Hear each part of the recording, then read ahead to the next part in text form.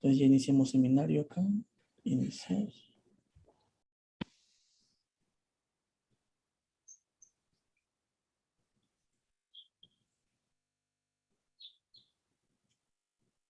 Entonces ya iniciamos seminario acá. Listo.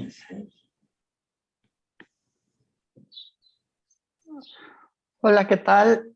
Muy buenos días. Estamos iniciando la conferencia inaugural del quinto Congreso de Construcción de Paz. Le voy a dar la palabra al maestro Raúl López Taranzábal, quien es el director general de Formación e Incidencia Ignaciana de la Universidad Iberoamericana Ciudad de México, para que nos dé las palabras de bienvenida. Por favor, maestro Raúl. Pues buenos días a todos y todas. Pues me da mucho gusto empezar este congreso, este quinto Congreso de Construcción de Paz con perspectiva de género. Quiero primero felicitar a todos los organizadores, organizadoras, a todos ustedes los participantes, organizaciones, universidades, por este quinto congreso. Tener 5 congresos en estos tiempos pues no es fácil, y sobre todo felicitarlos por este espacio que se va abriendo de reflexión, de análisis, de debate, de intercambio de ideas, pero sobre todo de propuestas. Felicidades por este quinto congreso y esperemos que vayan siendo más cada vez y que podamos también aprovecharnos de esta virtualidad para el futuro, porque nos une muchísimo más y la participación se hace más ampliada, pero también creo que también la presencialidad puede ayudar a todo, a seguir como reflexionando y teniendo muchísimo más claridad y propuestas para estos temas. Yo quiero empezar con una reflexión y compartirla con ustedes, aprovechando que me dan la palabra para darles la bienvenida. La Universidad Iberoamericana, Ciudad de México, Tijuana, como que ya les contaba, se alegra mucho por estos congresos, por recrear estos espacios, por abrir a la reflexión y al análisis, sobre todo en la participación de las mujeres. Saben que la Universidad Iberoamericana es una universidad confiada a la Compañía de Jesús, y como tal, nosotros seguimos pues, los lineamientos que la Compañía de Jesús presenta para la educación superior. La educación superior en la universidad está delimitada ahora en este tema por la Congregación General 34, la cual reconoce que el tema, ¿sí?, sobre los derechos de la mujer, la defensa de los derechos de la mujer, es un tema de urgencia, que es importante defender, promover la justicia, sobre todo en los países, ¿sí?, del tercer mundo, donde las mujeres son víctimas de una violencia diferenciada y una violencia con un rostro concreto de opresión. La Congregación General 34 nos ha dado lineamientos que nosotros hemos asumido, que tratamos de asumir, que tratamos de operativizar dentro de la universidad. No ha sido fácil, pero vamos en este camino. ¿Cuáles son estos lineamientos? A final de cuentas es la enseñanza explícita de la igualdad esencial entre la mujer y el varón en todos nuestros apostolados, en todas nuestras acciones, especialmente en los colegios, universidades. Queremos nosotros implementar, no hay diferencia entre un hombre y una mujer, no hay diferencia, ¿sí? Y queremos eso llevarlo no solamente a la enseñanza, sino a las estructuras de gobierno, a las estructuras organizacionales. También queremos continuar con el apoyo de los movimientos de liberación de las mujeres que se oponen a la explotación y a la promoción de su participación en la vida pública. La participación de la mujer es indispensable y necesaria para un desarrollo de la vida pública.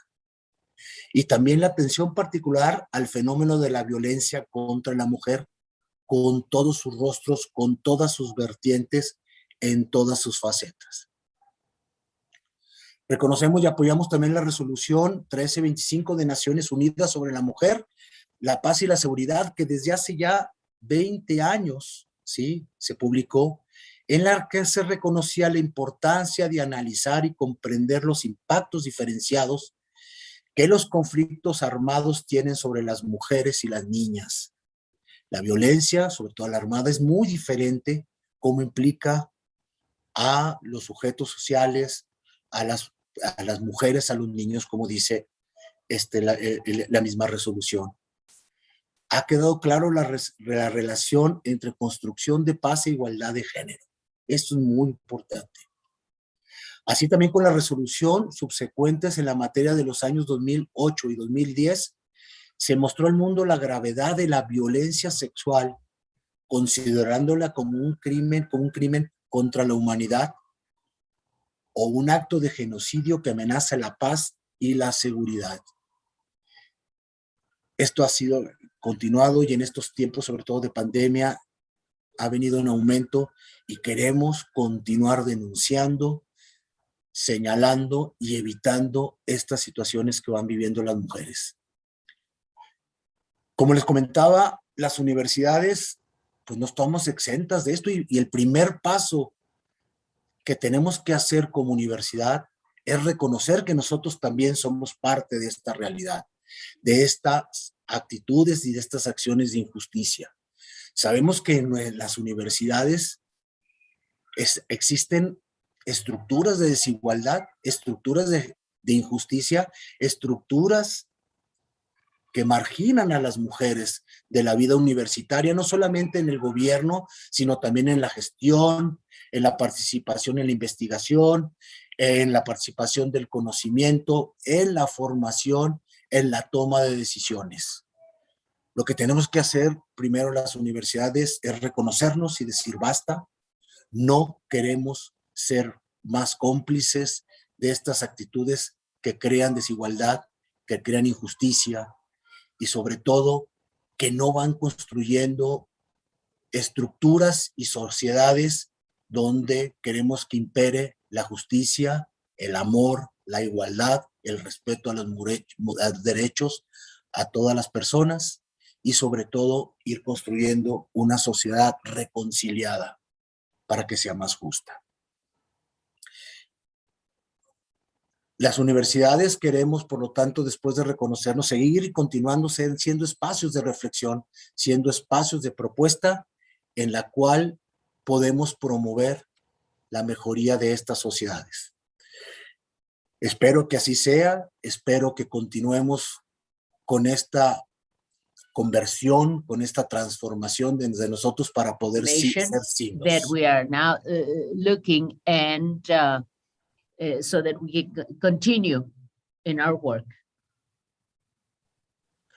Queremos nosotros, sí, We primero, want to, algo pasó, oigo a alguien, no sé qué something is pasa. happening. What happened? Hello, hello, can you hear me? Yes, we want to. ¿Algo pasa? Is Es que me something interrumpieron. happening? Creo que ya. Is something happening? Yes, hello, ¿Qué pasó, hello, Jorge? can you ¿Qué hear hago? me? I was taken out of the Continúa, por favor. interpretation booth. Ah, Yes, continue, bueno, please. perdón la interrupción, no sé, algo pasó. Sí, simplemente quiero agradecer a todas las universidades, a todas las organizaciones de la sociedad civil, a todos los grupos And I want to que thank han all the different estado groups organizando este congreso, estos congresos organizing these durante congresses. todos estos años, felicitarlos nuevamente, desearles que se continúe con esta labor, sean bienvenidos, sean también pues promovidos y les aplaudo yo el gran esfuerzo, sobre todo en estas circunstancias de pandemia, ¿sí? Y donde hago votos para que esta problemática, sobre todo, pueda poco a poco ser superada en nuestra sociedad y la participación, el respeto, ¿sí? Y la violencia, o sea, el respeto acabe ya hacia las mujeres, ¿sí? Y podamos reconocer esta participación como un valor añadido y no, ¿sí?, como una situación que debemos de asumir por obligación, sino que nos beneficia y nos enriquece a todos y todas reconocer esta diferenciación y esta participación incluyente. Muchas gracias y felicidades a todos y todas. Muchas gracias, maestro Raúl. Pues bueno, ahora le vamos a dar la palabra a nuestra invitada, quien nos dará la conferencia magistral. Antes que nada, quiero agradecer muchísimo el apoyo de la organización Peace and Sport de Mónaco, que ha sido una gran aliada en estos congresos y que el día de hoy nos apoyó y está organizando esta conferencia inaugural con nuestra invitada, que es María Toorpakai Wazir. María es una pionera del deporte femenino en Pakistán, Afganistán. Ella es la primera atleta pastún. Ha demostrado gran valor al hacerle frente a los talibanes y a los militantes y ha abierto un gran camino para las niñas. María nació en Waziristán del Sur, una región tribal pastún a lo largo de la frontera entre Pakistán y Afganistán. Durante sus primeros 12 años de vida, María se vistió como un niño para competir libremente, ya que a las niñas no se les permitía salir de casa. A pesar de la gran violencia que vivió y la falta de apoyo, se convirtió en una campeona de la paz y el deporte en 2016 y es integrante de la Comisión de Mujeres en el Deporte del Comité Olímpico Internacional. Muchísimas gracias, María, por haber aceptado participar con nosotros. Te damos la más cordial bienvenida y agradezco nuevamente a la organización Peace and Sport por todo su apoyo. Muchas gracias. Te doy la palabra, María.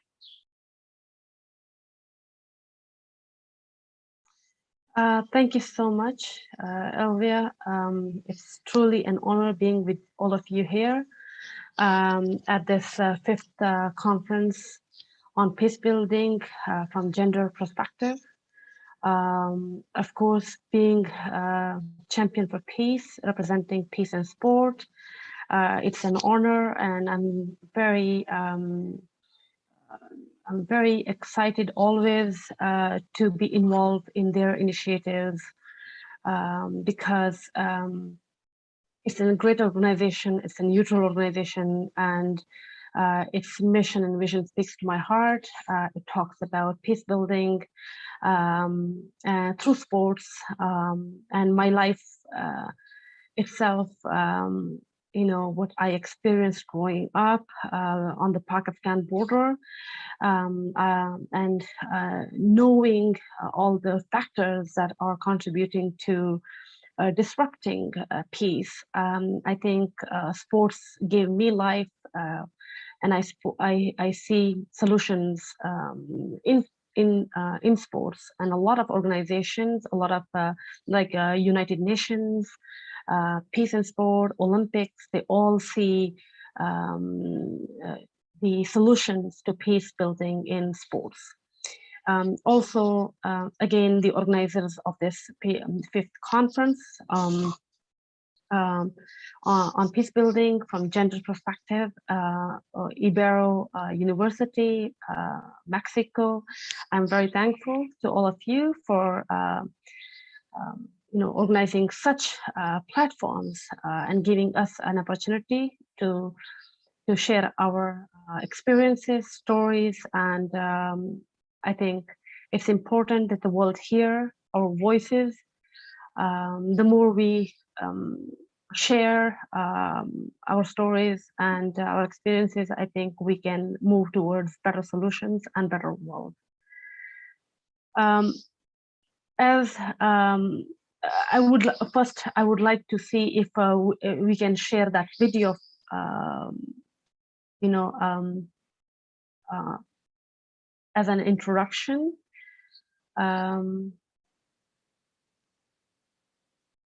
Yes, there you go. Thank you.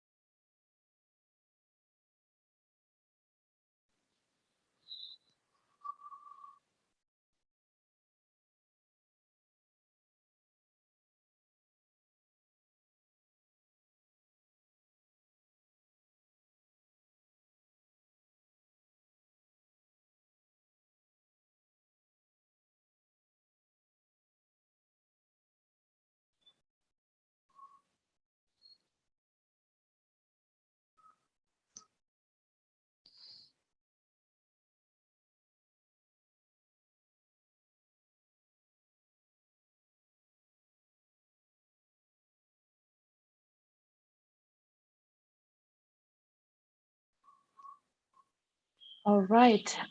Thank you so much. I think videos help understand people a bit better than just words. So I'm glad we were able to play this video. Yeah, so it wasn't easy for me to become an athlete, squash player, and start playing sports professionally.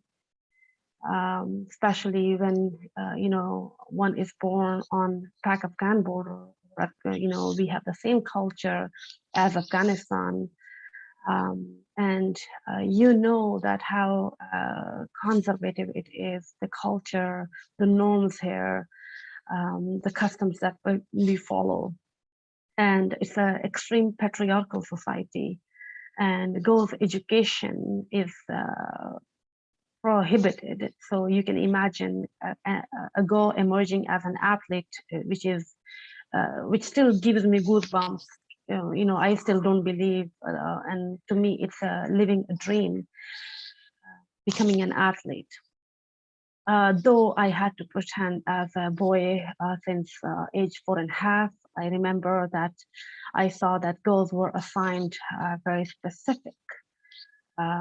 a specific role, that is staying at home or helping their families and learning to cook and clean and taking care of the males of the family, children, babies of the family. And also, soon as they, some are, engaged or given away in marriages since they were born, or some were can be given away as young as 9 years old or 11 years old, and girls, their future never mattered. They are considered as a burden in a way, because soon as they reach their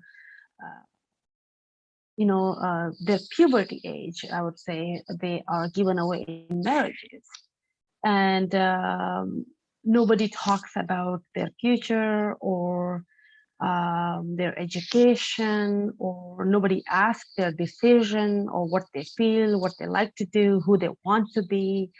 So none of these things matter. And again, everything is about boys, men of the family, and they're the future, and they're the asset, and they are the honor of the family, and legacy. They will continue the legacy of the family. And I see a huge difference between the life that I lived as a boy. My name was Genghis Khan, and that gave me a huge understanding when I started living as a boy. But again, if I come back to the story, how I became Genghis Khan, which I feel that I'm very lucky that I got a very supportive parents, my father especially. In that society, you must, if you have a support of your father, your brothers, I think that's a huge blessing. I was 4.5, and I saw young boys playing outside with marbles, flying kites, wrestling. There was so much joy on their faces and in their lives. And I saw my brother going out playing with them, and they all had similar kind of clothes and haircuts. And I felt that I can be like them, and to be one of them, I think I need to have similar haircut or similar clothing style, which will make me be one of them. And again, I saw girls, they were stuck at home or playing with dolls and not really allowed outside, not too far away from the houses. But I was a very energetic, aggressive child, and I knew that I can be like one of those boys out there. I can play sports, whatever they do. So I kind of, when you are young, 4.5, I think nobody takes you that serious. So to make my point, I guess I realized that one day I got a chance to when my parents were a bit out of the house, I collected all my girly clothes and dresses. I knew where my mom puts the kerosene oil and how she lit the fire for bread. So I did that, and I burnt all my clothes in the backyard.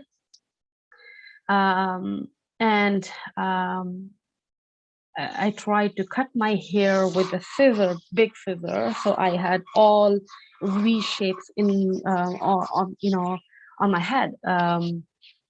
I cut my hair very in a weird way, and my mom, when they came and saw me by the fire like that, they just my mom screamed. I remember that. But my dad, I know that he didn't say anything to me, and he smiled and he named me Genghis Khan. And since then, the next day the day he took me also to get a haircut like my brother, got me clothes like him. And then since then I grew up with that name. And in the tribal areas, I enjoyed equal freedom, like my brother. At home, we always had equality. My dad always believed in equality. He never thought that the daughters are any less precious or important than boys or sons. And it's individual ability of a human, whether it's a girl or a boy. It's their ability. Everyone is born blessed and with the unique qualities, strengths, and is a treasure from God. And we always have to help children to be themselves and explore those qualities on their own, but give them maximum education awareness so they can have a strong character. And the most important thing is, when we believe in a child from home, they will never lack the strength in the outside world, or the bravery, I would say, the confidence.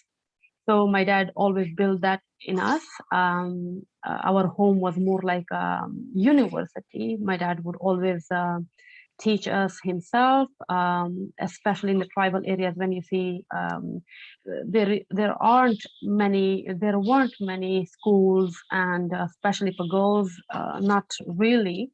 My mom was running at the time a school, and I remember she would take me from on those dirt roads in these mountainous areas, and all the houses you see, they were mud houses, clay houses, I would say. And she would take me. I was holding her finger, and we would go far away from house to house, and my mom convincing the parents to allow their daughters to her school.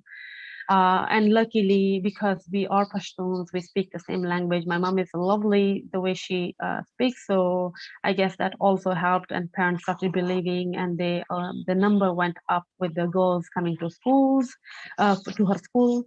Though our education was done mostly at home, because my mom and dad, they would teach us a lot at home.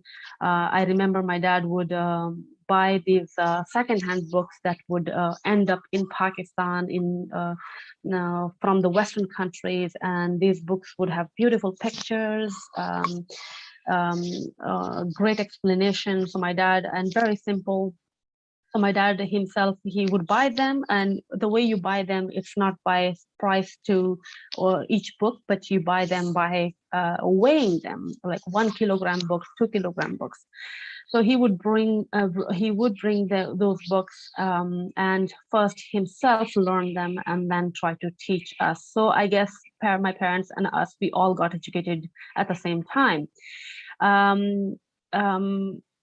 He also believed in health, and mental and physical health, both at the same time. Not only teaching us books, or at nighttime when there will be no light power, outages, my dad would teach us surahs from Quran and sing us to us. So we will be able to recite after him. And he would not like to waste time, and all the time he would be teaching us stuff, Again, as I said, he believed in mental abilities and physical abilities. So during our break time from books, we would, my dad, I remember he brought me shorts, yellow shorts, my blue shorts for my brother, which is kind of impossible thing for like a father who can bring shorts for a daughter in that region. Never heard of it. And I love shorts. That was my first short, and I was so happy to see that. And my dad would sit on chair on the side, and I would wrestle with my brother, and that was kind of a fun sport for me. Again, if there was I was an aggressive child, so my dad would keep me active to stay positive, like chopping wood, bringing water, groceries. So he would make sure that my energy is channelized in a positive way, rather than getting mad or upset or getting involved into fights, which sometimes I would do with boys outside. And there will be people knocking on our door and complaining to my dad. So to avoid all of that trouble, my dad would make sure that he keep me positive and get me involved into activities like this that can so that my energy is channelized. We would do skipping on a rope. My sister, myself, my brother, my dad, and my other sibling, they would hold a skipping rope on each corner, and then one person would go jump in the middle, and then other will come in. So my dad had no friends left because he left his family because of us. He believed the way he believed in things. It was way different than the society, way different than his own family believed in, because my dad believed that women should be educated and they should be given all the opportunities. And my mom got education after marriage. My dad would take her to examinations, bring her books, teach her. And while my mom is studying, my dad would take the children, us, outside, and so that she has quite time for studying, or my dad will help with cleaning and cooking so that she can, focus. And today she is a principal. All her life she worked in the tribal areas, and tribal areas, running schools for girls, educating girls. And even today, the school that she works at, it's been bombed many times, but still they never gave up. And my mom still goes, her teacher still go, and they all, even if they're teaching in an intent, they continue like that. There were times that they were stuck in the middle of firing from Taliban groups, and still. They so proud of all my mom and all those women, all those teachers that never want to give up on their mission to educate more and more girls in these regions. Again, my sister, she is the first parliament. She reached national parliament, and she's the first politician, parliamentarian, and the youngest one from the tribal areas of Pakistan. This is, again, she had a different quality than I had. I was an aggressive child. I loved playing outside and sports and having an active lifestyle. She was more like you would say, she loved reading books, and she became a best debater by age 9 all over Pakistan. She participated in a lot of debate competitions organized by United Nations. She would go to, my dad would take her to all kind of United Nations days, like, Human Rights Day or Women Rights Day, or you say growing population, Environmental Pollution Day. So she would go and talk on those days, go to take on different take part in different debate competitions. My dad would also take her to different boys' schools in the tribal areas.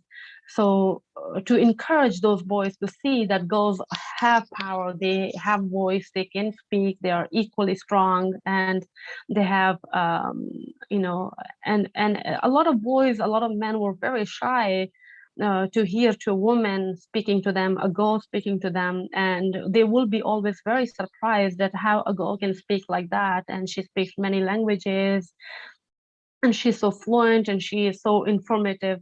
So that would always put them in awe and very amazed and surprised. I remember that also. There was somebody reached out to my dad and said, my sister was at the time I would say 11 years old.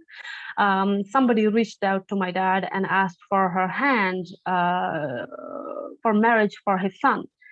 And my dad, and he offered my dad at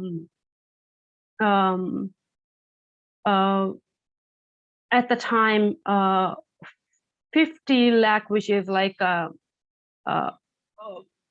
million, and he said he will also weigh her in gold if my dad agrees to give her in marriage for his son. And my dad, even at the time we were struggling with money, and end of the month we would not have even food left. My parents will feed us, but now you know, would not have enough to eat themselves. But my dad, he never gave up on these things, and he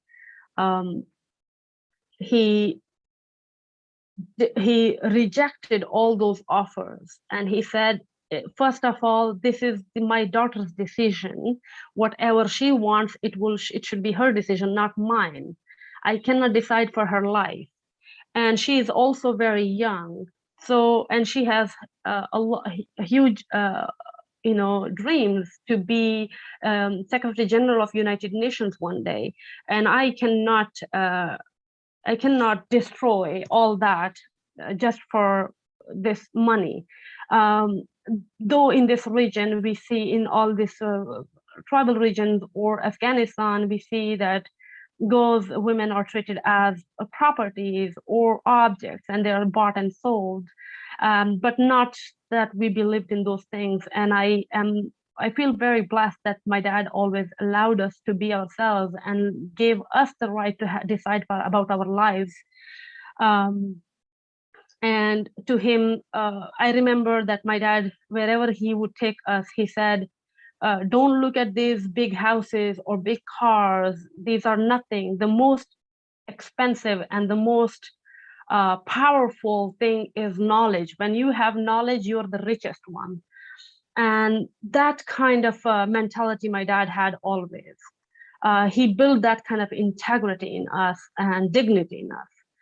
So my sister, as I said, she is a religious scholar, PhD. She studied PhD in comparative religions, which is very rare for women to continue like that. And because you see, women are also held back from decision making, whether it's on a state level or religious affairs or family affairs. And I think for that reason, we do need more and more women to take part in politics, or whether it's a religious affairs, or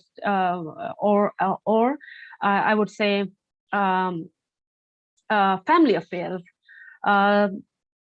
That way we can achieve equality. And from women's perspective, I think it's important because they have a different approach, and which creates more balance in the world. Right now we see a lot of imbalance in the world, whether when it comes to decision making, and that's why the whole world is a lot more in trouble. We see wars, we see a nuclear weapons race, and countries are not talking to other countries, and so much hate created in the name of religion or in the name of politics or patriotism, sorry. But again, we are same human, one world. The borders are just to be there, are just there to make us enable to organize our countries better, not to separate us from each other. But we are creating walls and borders and treating us each other bad. That's not what I think women do. Women, you see, there are female leaders like Jacinda Ardern. You see Queen Elizabeth herself. She's a woman, and the way she has been there, and how many changes have been happened. I think it's way better than the past, the history. So women everywhere, they're changing the history, and the more women come in leadership, our countries will also do better. And there will be more peace, because we talk about unity, inclusiveness, keeping everyone safe and together, and treating everyone as their own child. We don't differentiate on these things. Coming to the peace building initiatives that Peace and Sport has been involved in it, I see that I remember that there were, Pakistan and India, we always had huge problems, and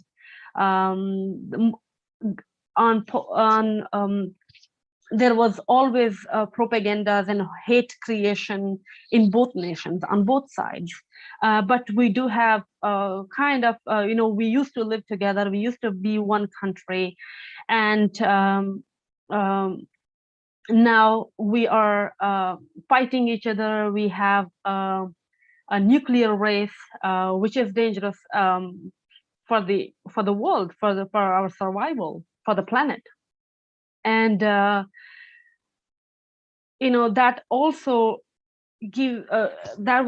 that also makes me really worried when I think of the nuclear weapons, which direction we are going. We are facing so much hunger. We are facing so much joblessness, so much poverty. The rights of women, minorities, disabled people, children are always violated, and a lot of children are involved in labor. Instead of that, they should be in school or playing sports, but no, they have to earn for their families. We are facing so much poverty, but the governments of both countries are spending millions and millions of dollars on these nuclear programs, and building and developing more and more nukes, which is a shame. And again, United Nations has been emphasizing a lot on SDGs, but we could not achieve them because our priorities haven't been those, and we haven't been very honest with the United Nations and these goals, and with our own people, because they're suffering. So there was a time that I, with Peace and Sport organization, I wanted to hold border games on India and Pakistan border, which is Wagah border, and also on the Pakistan-Afghanistan border. So those border games I wanted to hold just because people can come together, sit together, talk about sports, and whether they're politicians, they can all come, sit together and talk about sports rather than any kind of hate or politics and or differences. And I hope that this initiative will someday happen. But Peace and Sport has been involved in such initiatives, and I, being a champion for peace, representing Peace and Sport, it's always been a great pleasure. I recently know that right now you see that technology is moving forward and the world, everybody is connected through technology. And during COVID also, it was the hardest time for people to just stay inactive and be by themselves, because it was creating a lot of mental health issues for a lot of people too.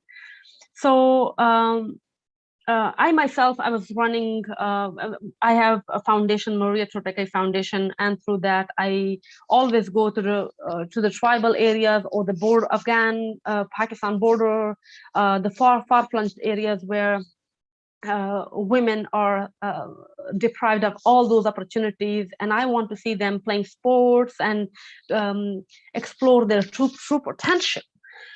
So I do hold clinics and sports awareness programs, give them kind of education about themselves, about their rights and sports. And luckily, many girls joined sports, squash especially, because squash is the second biggest sport in Pakistan after cricket and hockey. So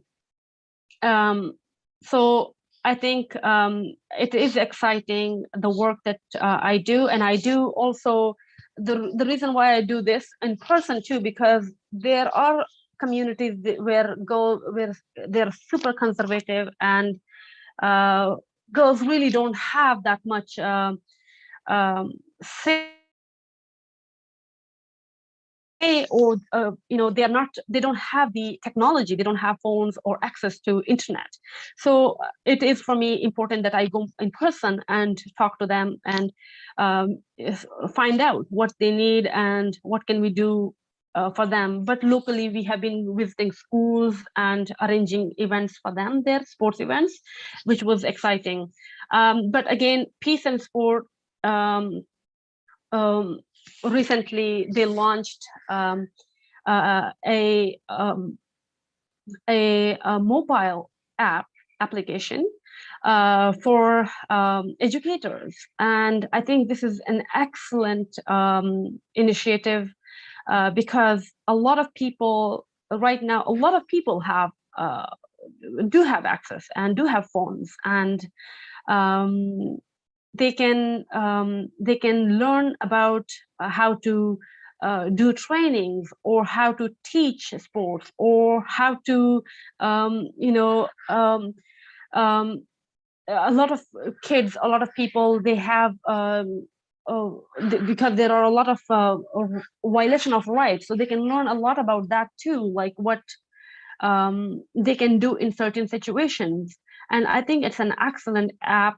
And as I said, during COVID, I was running online sessions, but this app is an excellent initiative, and it will help so many people. I think it should be introduced in different universities, colleges, and especially girls should probably, I would say, download this app, because it's very helpful. And how can you be a champion for peace in a way, and also a peace builder. So it has all the instructions, and it's beautiful done with a lot of experts who have a lot of expertise in sports and sports psychology, and what has been happening around the world. So I'm very thankful to Peace and Sport to introducing such things, such application during such times, which we really need at this time. I would really like if a video about this application can be played so people know.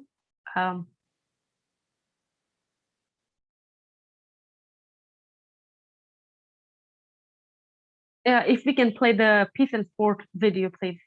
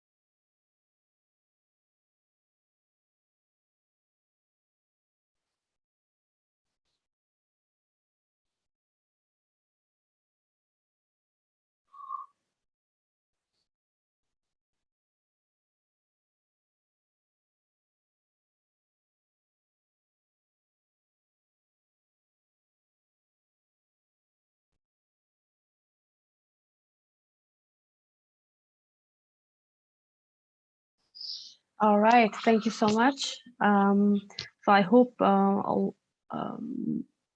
people will download this app and get the benefits of it.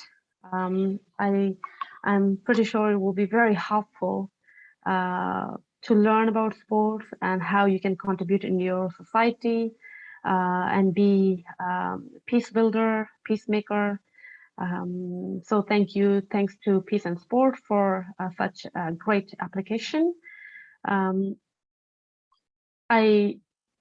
Right now, as you see, what's going on in Afghanistan, and the women of Afghanistan and children, they suffered so much,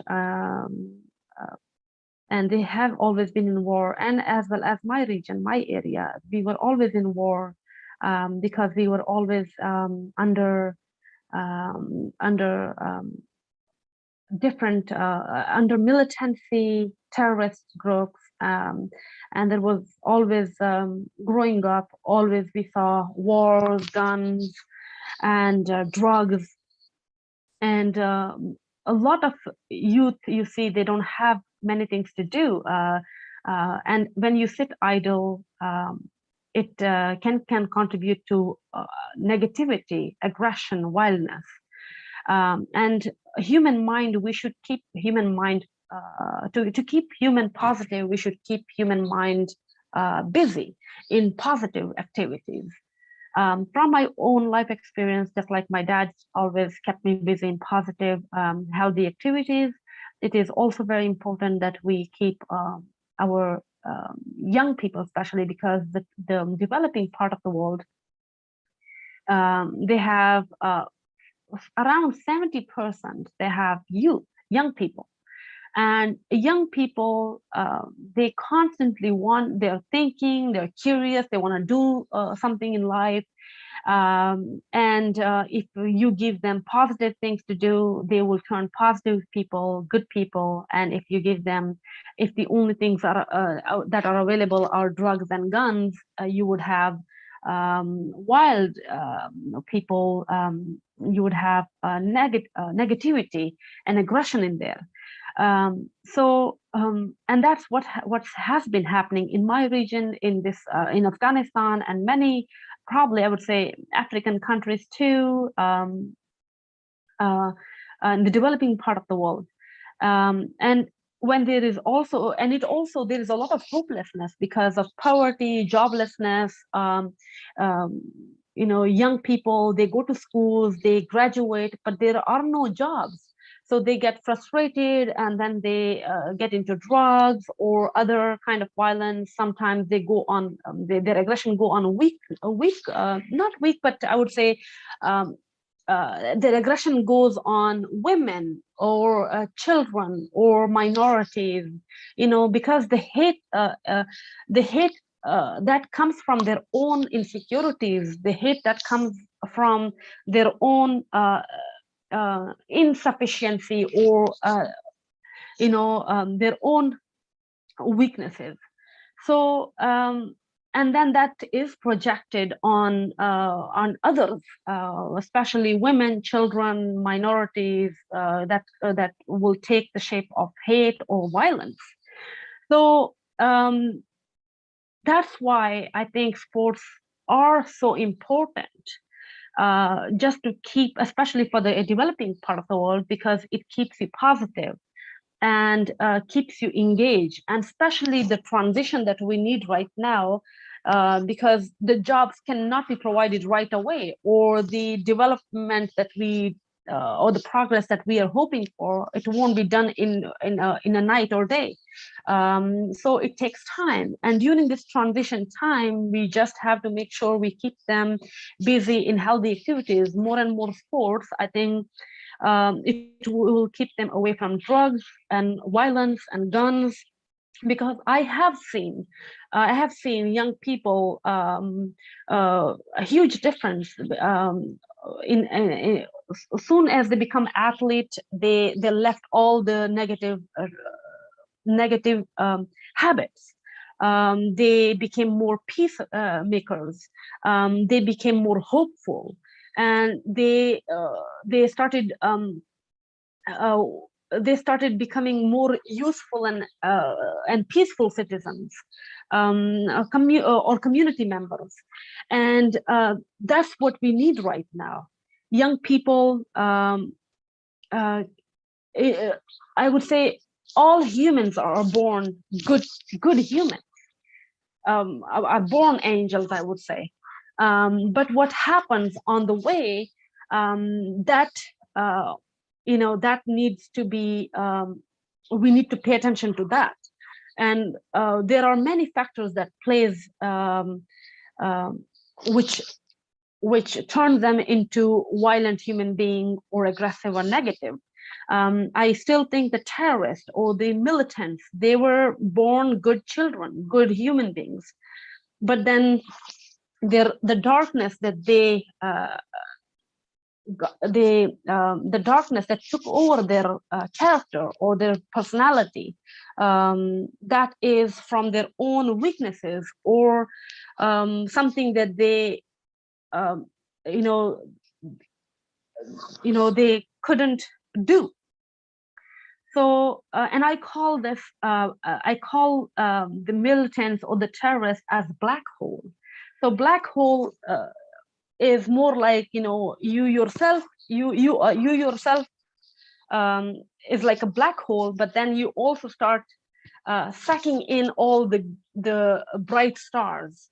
And that's what's happening with the terrorists, because their life became so dark, and they don't know how to get out of that life and how to become more better humans. They start preying on those good young people who are still wondering what to do in life, and those young people start joining those militant groups.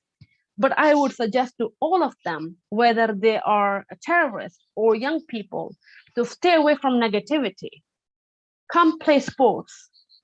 Take it as more like a worship. And when you start playing a lot, I'm telling you, you will become better humans. You will become more healthy minds. And today the world is faced already with so much hate. The world does not need more hate. We need more love. We need more peace. And we need to first tackle our own hateness within ourselves, our own insecurities. Once we are confident with ourselves, once we accept our own good and bad, and try to take care of our, improve ourselves in our good side and start reducing the bad in us, I think that would also change the world around us.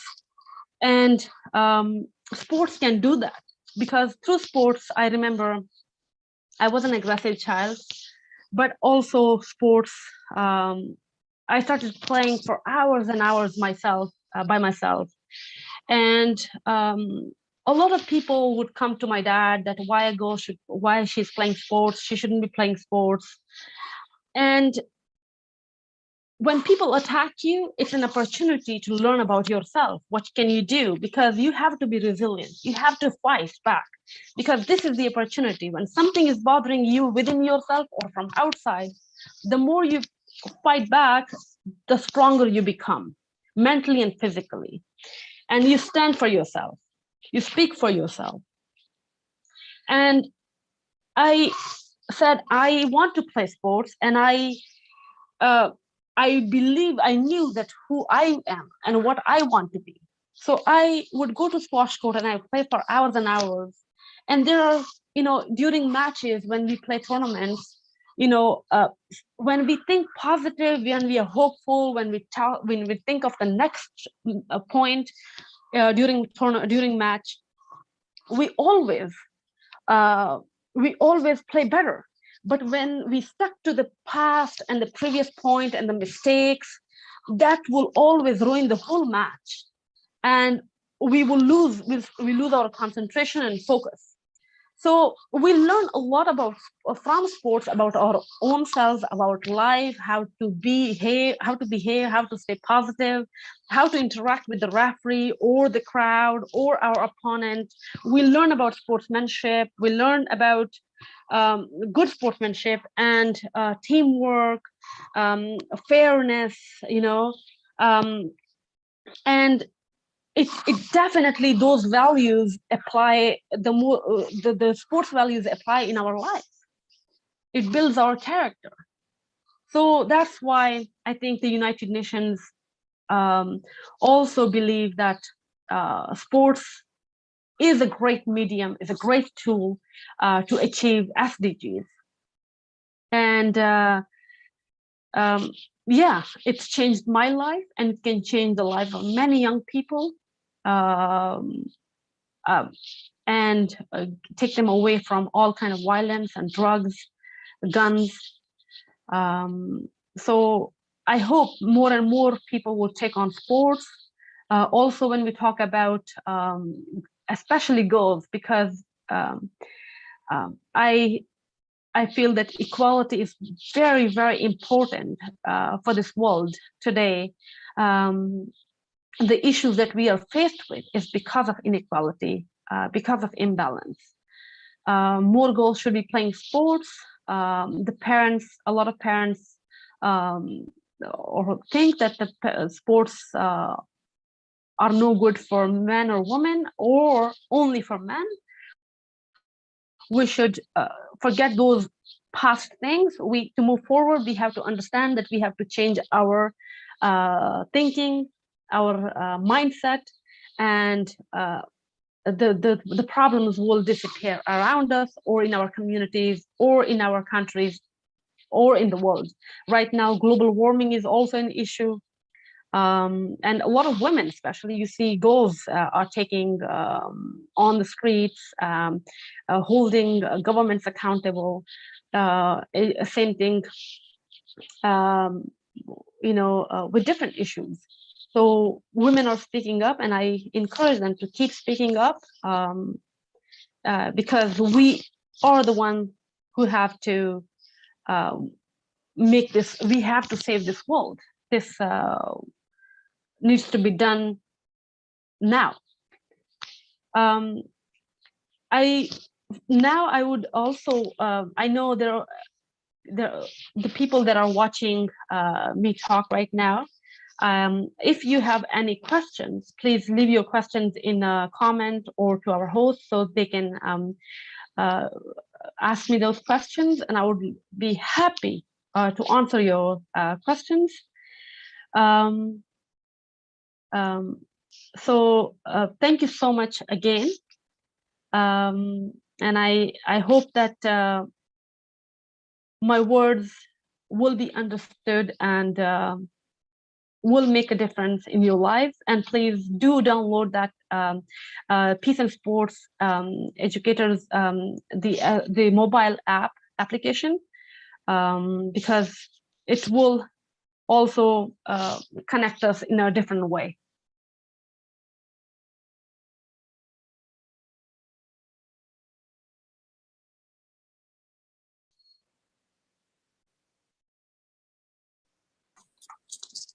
Muchas gracias, María. Muchas gracias por todo esto que has compartido con nosotros. Abriríamos para preguntas a las personas que están participando, tanto aquí en Zoom como en el canal de YouTube. Si hubiera preguntas, por favor.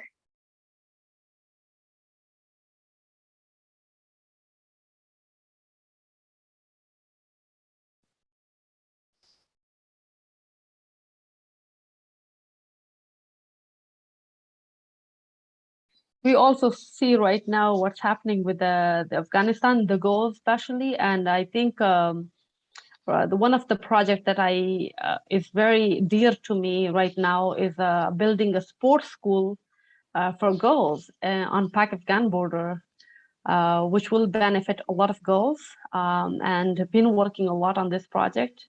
It will be the first of its kind and the only sports school in this region. Because I know I'm very culturally aware of this region, and I'm from this region, so luckily there were times that people were opposing me, but now they are naming their daughters on my name, and they ask me how they can introduce their daughters into sports. So I think one of this project that is so dear to my heart is building the sports school for girls. So I just thought to mention that.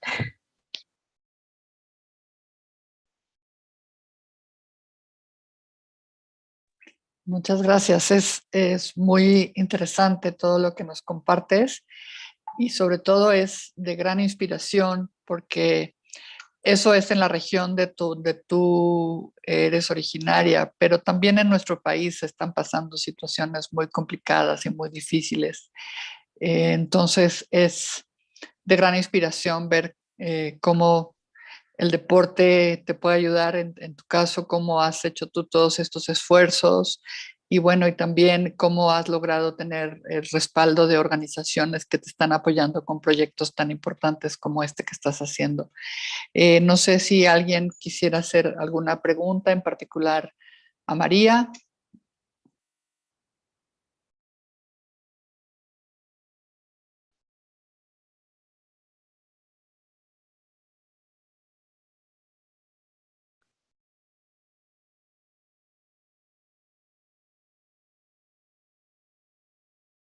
Sí, tenemos a un par de comentarios en la sección de preguntas y respuestas. Los leo. Comenta una persona, Itzel Hernández. Tu testimonio pone sobre la mesa la necesidad de reconocer que la discriminación también es material y que las mujeres, por el simple hecho de serlo, hemos estado históricamente en desventaja. Gracias por tu ponencia. Y comenta Armen Janet Romero. María, ¿cómo se vence el miedo? Estás expuesta por todas las restricciones. Entonces, ¿qué le dirías a esas niñas que sienten temor por la violencia que viven?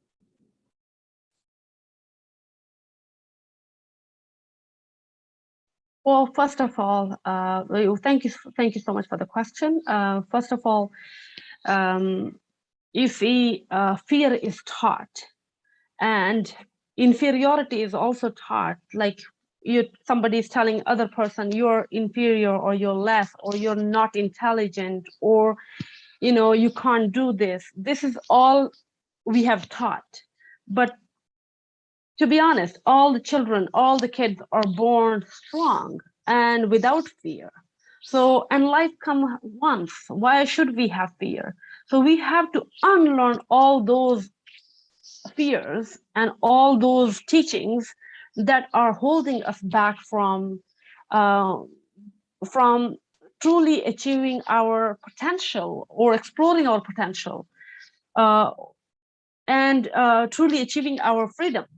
So, and once we have freedom, we can be better humans. We can learn about ourselves, about people around us, and achieve our true intelligence. But the more we hold back because of fears, because somebody else do not allow us, I think they don't have the right to stop us, because we are born free and we have to live free. And I remember when I was 8 years old, there was a huge wall. Our house was in the mountains, and there was a huge boundary wall, outside wall of the house. And there was a huge pit on the other side of the wall. So every day I would run back and forth on that wall, and I had no fear.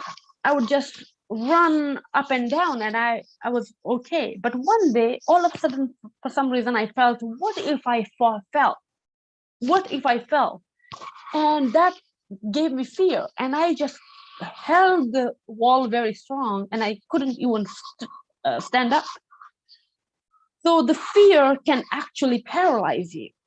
We should not have fear. We should always think of where we want to go, where we should believe in our strengths, and we should go for it. And that way we can always achieve the true courage, and also fight back against all kind of fears. There were also times that all the people were I couldn't leave the house, and because they came to know about me that I'm a girl and I'm not Genghis Khan, I'm Maria. So they never saw a girl coming out of the house like that in my age. So everybody started attacking me. Even those friends that I had, the boys, they didn't want to sit with me or talk to me, and I was left out alone. I had no friends left. And wherever I would go, whether to a shop, to a market, or on the way, people would throw stones at me or say all kind of abusive words, or harassment started, the bullying started, even certain attacks happened. And I didn't know, I lost my identity. I didn't know what to do and who am I anymore, but I'm a girl or boy, but I was raised as a human.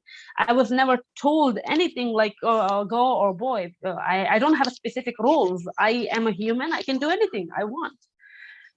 So I remember that my dad took me to market, and he said, what kind of haircut do you want? And I said, I don't know. And he gave me a buzz cut, or you say the soldier cut. And after that, he got me a big earring. And I said to my dad, it would look so weird. Why would I wear one big earring? But he got me that, and he said, it's okay, you wear that. I'm like, okay. So I did wear that big earring. And after that, my dad said, let's walk in the middle of this market. And my dad was parading in front of me, and I was right behind him, and we were doing parade in the middle of market, and all the men, everybody was laughing and staring and talking. And my dad was like, look, this is how people are going to react. Because you're different, because you look different, because you're doing something different, not like what they, because you're doing nothing like them. So there will be people talking about you or against you, or will discourage you, will stop you, but you got to know where you want to go. So you should not pay attention to what people say. And that also helped me. So again, we should be happy being unique. We should be happy being different. We should not, everybody has a different path. It's not like everyone has to follow the same path. Again, just go what comes in your heart, whatever you want to be, whatever you feel that what your true self is, go for it. I was God, sports were God gifted to me. I was energetic, I was athletic. I ended up in sports accidentally myself because yes, I grew up as Genghis Khan in the tribal areas, the local sports, for example, playing marbles, flying kites. They're all local, fun, kind of small activities. But when you becoming a professional athlete was all accidental. And I believe there is a destiny for everybody, just like I ended up in sports. A lot of religious people would say, oh, girls should not play sports, it's forbidden. But I always tell them, if you have a problem, if you have a question, go ask God directly. Do not ask me, because God put me into sports, right? So I'm like, go and fight God, not me. So again, we all have destiny, and we all are pieces that have to come together and make this world better. If you stay away because of your fears, and do not achieve anything that you're supposed to do, you are meant to do, you're destined to do, that means a lack of peace in the world or lack of stability in the world. So, and for that reason, a lot of women are lacking. We should have more women, courageous women. Do not hold back. Go for it, whatever you want to be.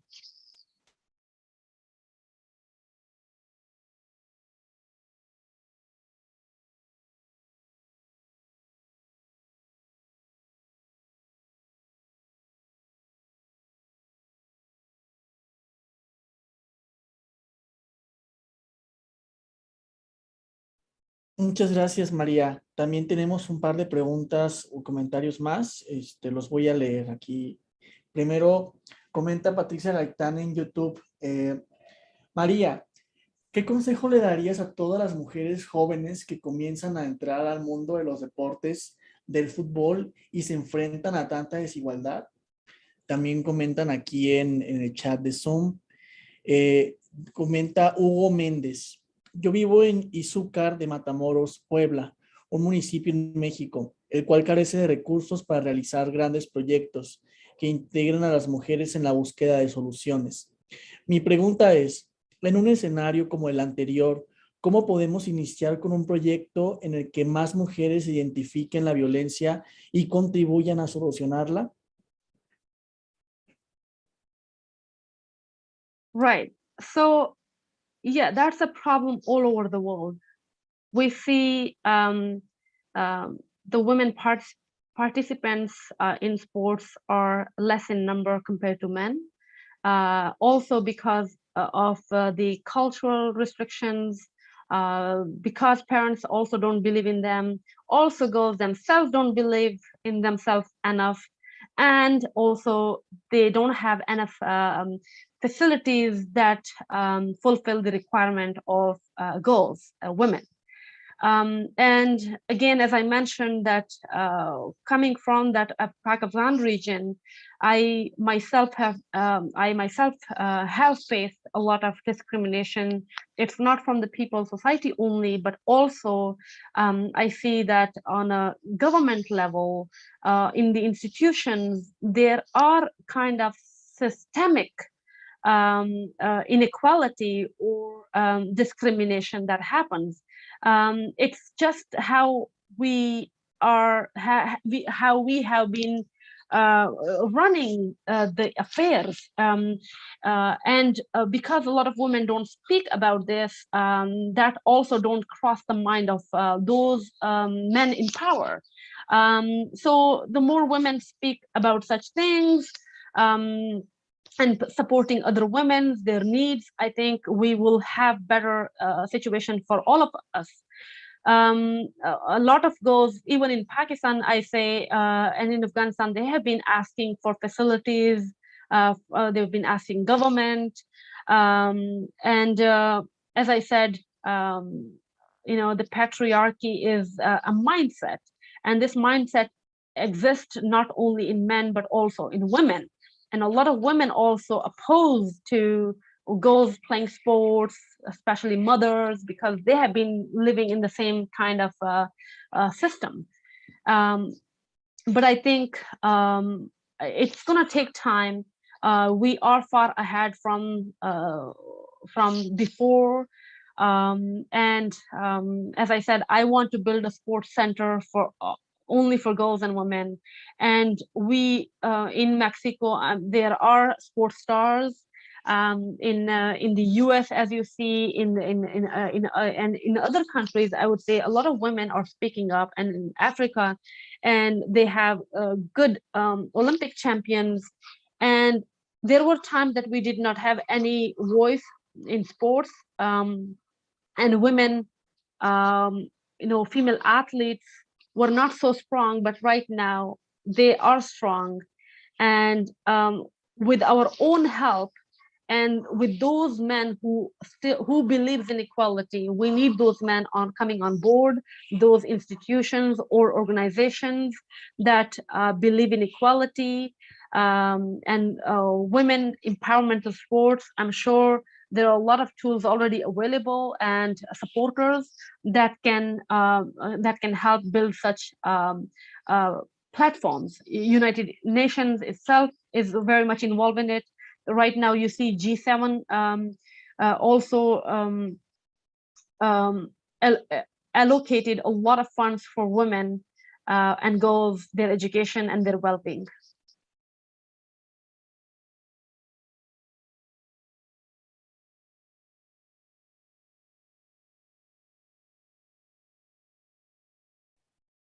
Muchas gracias, María. Pues espero que estas respuestas también, las personas que las han preguntado también puedan tener más luz. Y también siguen preguntando un poquito en YouTube. Lo voy a leer, este es en inglés. What advice would you give to all those girls who once felt harassed by their teachers in their childhood? I'm sorry, say it again. And be harassed. Que han sido acosadas. Y comenta Hortensia Sierra, ¿cuál consideras que es el papel de las instituciones educativas de acuerdo a tu experiencia? Generalmente en nuestros países se da un peso importante a la educación intelectual más que física. También la paz está separada de la educación curricular. Y Armen Janet Romero agradece la conferencia también.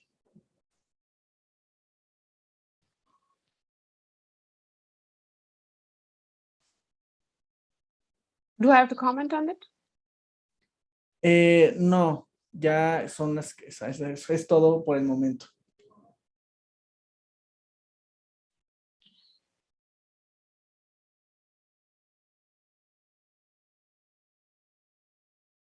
La pregunta que hicieron en YouTube, te la voy a escribir por acá, por si es más clara todavía.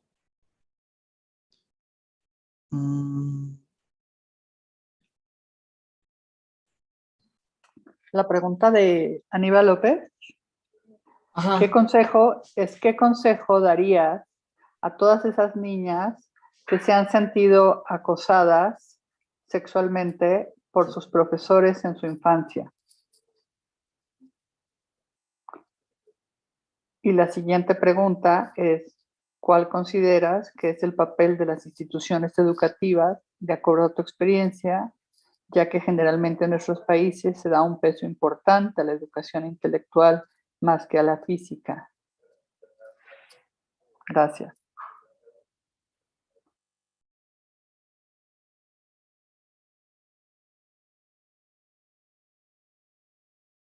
Sorry, it's from me? Sí. Right. Okay. Yeah. You know, there are a few things that has been used as a tool to discourage women from achieving freedom, empowerment. I have seen, first, they will discourage you verbally. They will tell you you're not good enough, you can't do it, and you have, there's no space for you to be here. And they will try their best to stop you from everything. Once they can't do that, then they will attack your character, use very inappropriate, abusive kind of propagandas and attack your character. And if that does not work, then if that does not stop you, they will harass you, they will try to abuse you. And these are the tactics that have been used always.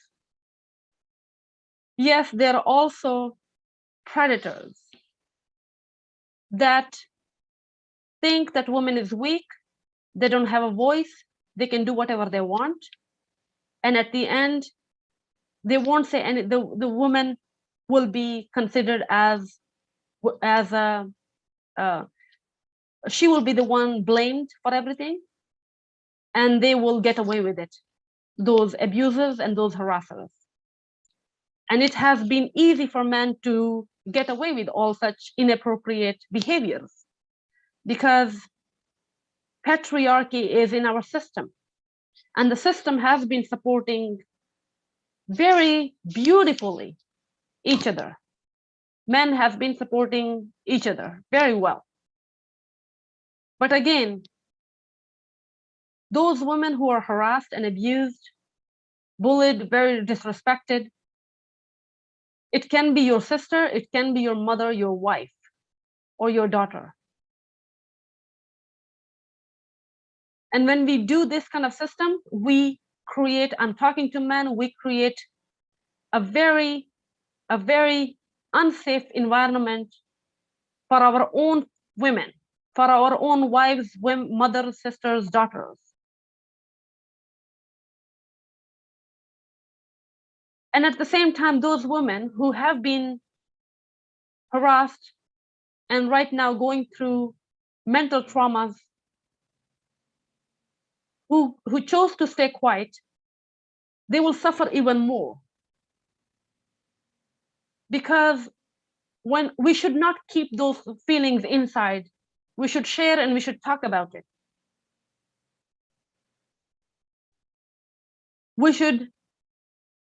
This becomes our responsibility to not only talk about ourselves, but also save the other girls and women who might face such problems.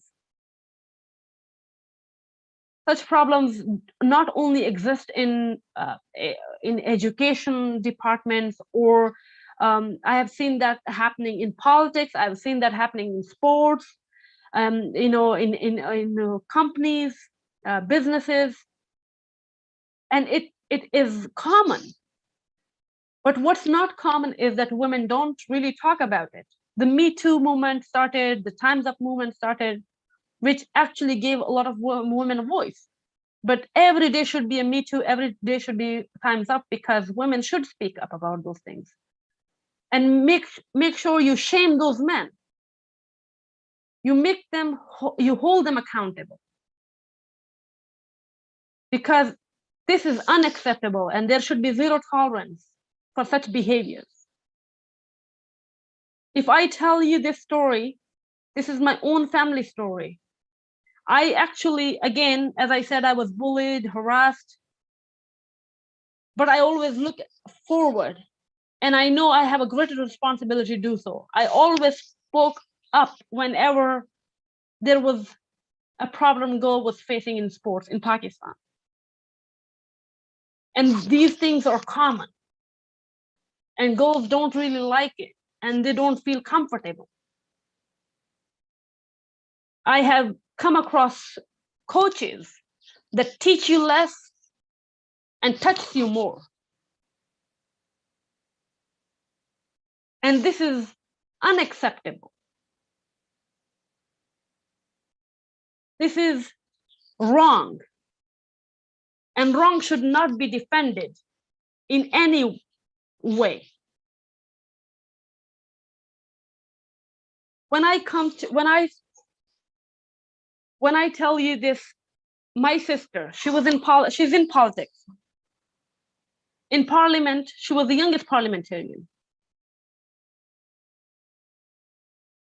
You see, she being on the strongest seat in Pakistan, the being in the strongest position one woman can be, being a parliamentarian, she was facing harassment. From who? From a very strong political party leader who is now a prime minister of Pakistan. And she spoke up about that. She left the parliament. She said, I'm here only to speak the truth. That's what my oath says. I'm only here to defend the rights of women and the people. And my responsibility is to speak up. And unacceptable behaviors, when I say no, it should be no. It should be understood very clearly. But no, they will start creating a suffocating environment around you so that you give up. And all the men, because they are the way they are taught, the way they are brainwashed, that always the mistake is always women's. The blame should be always on women. That mentality, without looking for any right and wrong, who is right, who is wrong, you directly attack women. What happened? We were stuck in a house for 2 months. All over Pakistan were protests against my sister. They were character assassination on the social media. Photoshopped pictures and videos. Who was doing it? Men were doing it. Why they were doing it?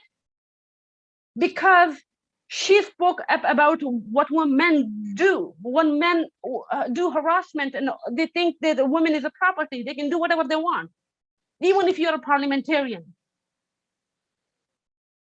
And because they wanted to go against her so she can be silenced, so they can do whatever they want, then Me Too and Time's Up started at the time after that. And that was a beautiful thing happened all over the world because it supported her stance. But she was the first one who started this in Pakistan. And luckily, trust me, there were women who were also doing these protests against her. But they were also jeopardizing their own safety and their own women, their own children's safety. Because no woman is safe. Those men who are doing this, their own girls, their own women, their own daughters, their own wives, mothers, sisters, they will not be safe. And you know what happened? After that, there was a huge spike in rapes. Women were raped in their own homes. Women were attacked in their own offices. Media personnel were attacked. Young girls were raped and were thrown into the fields, their bodies. And there was a huge spike, and it still is, because they all attacked my sister. What she said, the truth, if the law supported her, if those women supported her, what would have happened? Everybody would have safe. So never give up and never stop. And you all women should speak up, because it's the safety for our own selves and women around us and our children, young girls. And also I'm talking to the parents, the fathers and brothers. Women are right. Women are always right. They have suffered and they know their issues. they can explain themselves better, look and follow. They're right.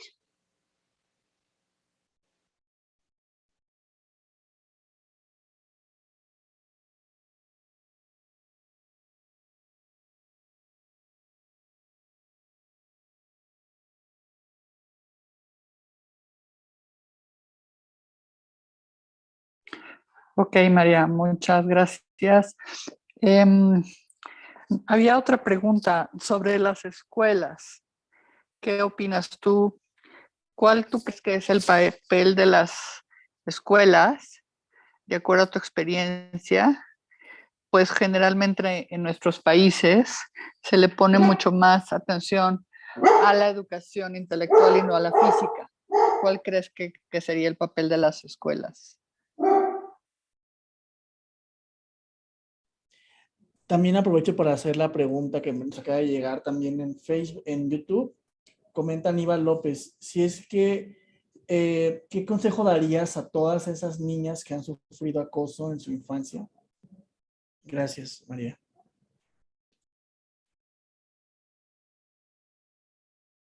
Well, first question, the second question I will answer first, that those girls who have been harassed, abused, what's done is done, but I know it's a trauma, it's a painful to live with it, but never lose hope, and share your stories. Use this as an opportunity to save the rest of the girls, and stay strong. That should be the only way to live.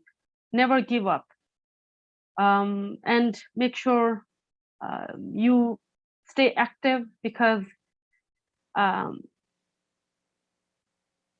sitting and thinking is not good. Engage yourself in positive stuff, in healthy stuff, in healthy activities.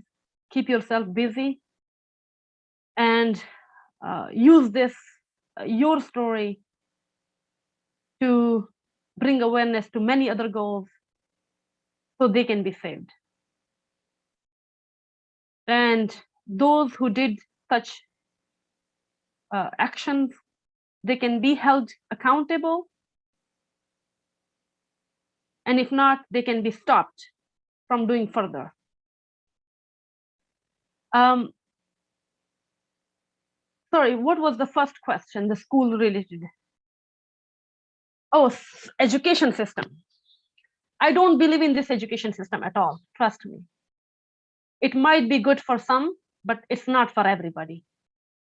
We're putting every human in through the same system, which is wrong. Not everybody is not same. We all have different fingerprints, and we are all different, and we all learn different ways. And also measuring our intelligence through different degrees, that's also not fair. Right now, with the COVID, we learned that the education system is not working. And there are better ways to do it. Again, you know, right now, education is the core, and a small piece of it is sports, a small dot.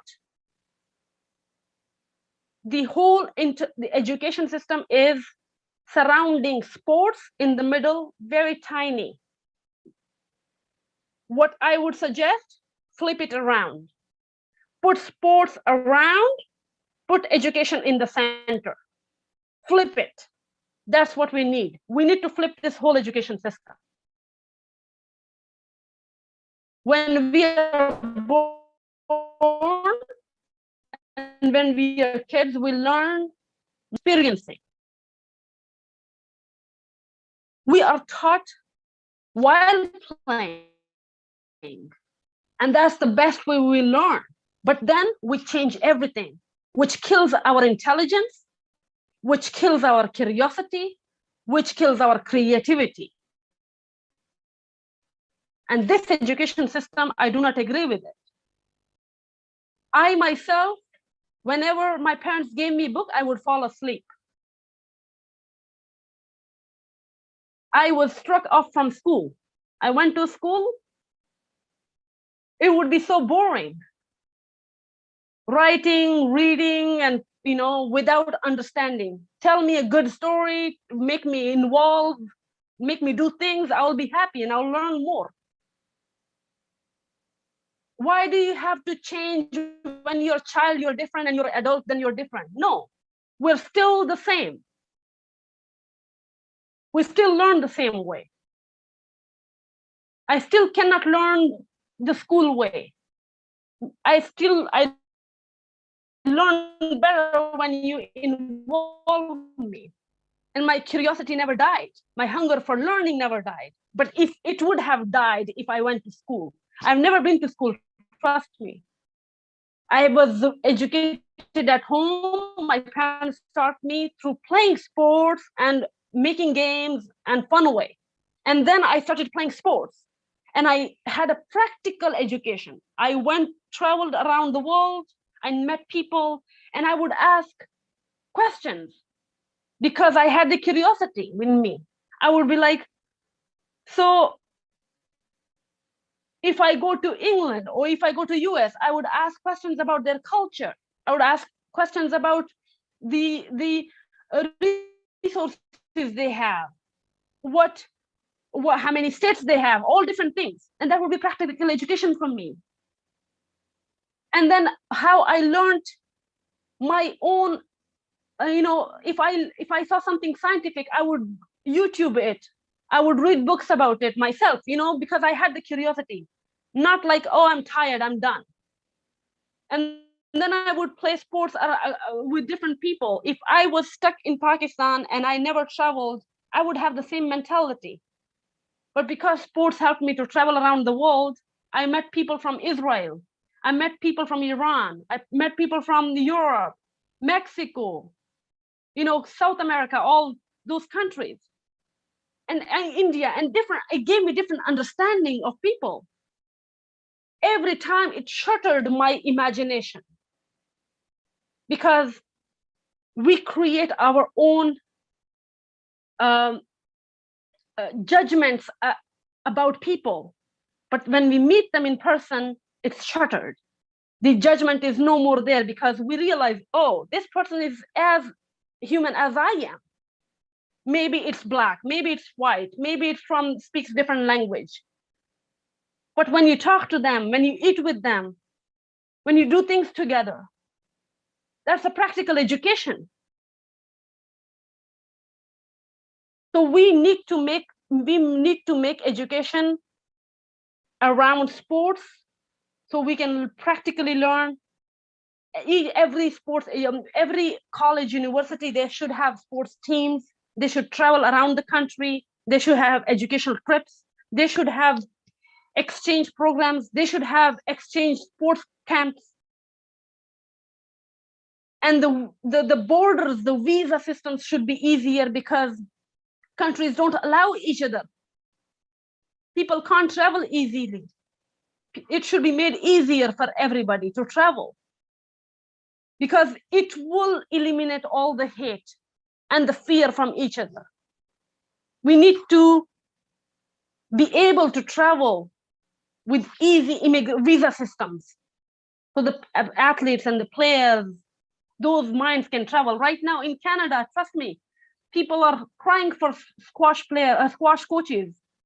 But the Canadian immigration system is so hard that we are running out of squash coaches. And every day some club is asking me, do you know any coach? Do you know any coach? I'm like, well, how can I get you a coach when the immigration does not allow anybody? So you see, it's not good for the country. It's not good for the athlete. It's not good for the world. We should make things easier for each other. There is a lot of talent around the world and it should flow. The more it flows, the more the water stays clear and clean. I hope that answers my question.